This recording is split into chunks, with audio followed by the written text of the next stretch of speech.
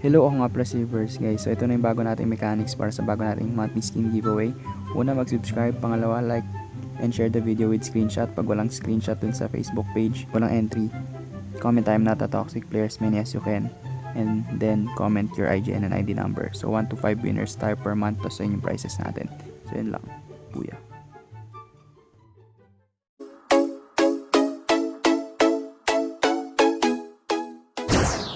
Hello, ako nga pala si Verse 8 guys. Ngayon, so tank Martis tayo.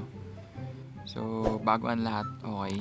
So please subscribe sa ating YouTube channel and don't forget to like this video. And abangan ninyo yung mga reviews natin, but still gagawa pa rin tayo ng mga Mobile Legends content, okay. And ito na nga, tank Martis, explain ko lang. Okay, so dati ko na ito ginagawa way back 2018. And ayun, ngayon lang na-discover. Siguro sobrang busy ng mga hindi naman busy, I mean sobrang aligaga ng mga coaches ngayon para mag-champion sa MPL. Is ayun, na-discover nila na ay pwede pala si Martis. Okay, so brief explanation lang ng ating skills. The first skill ni Martis. Okay, first skill yan.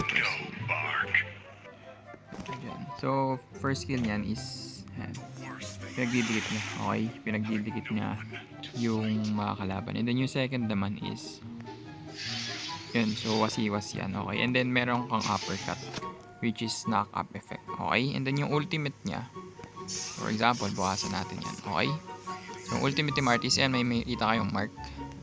So kapag napatay ka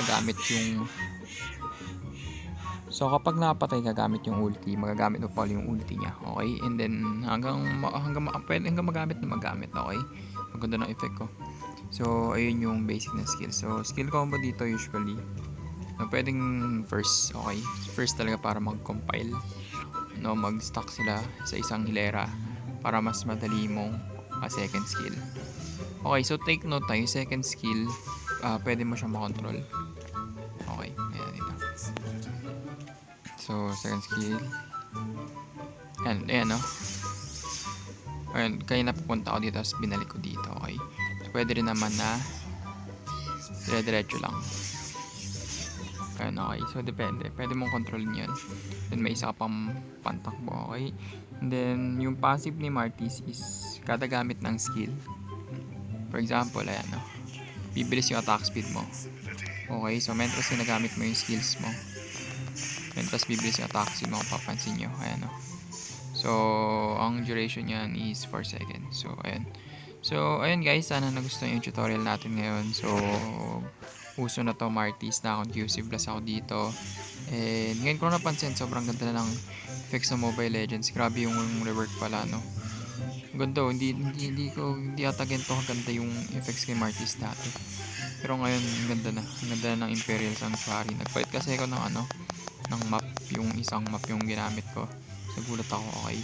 Pero yun guys, so para sa mga gusto manalo ng skin natin, para sa ating skin giveaway, is watch this video and may mechanics naman sa intro.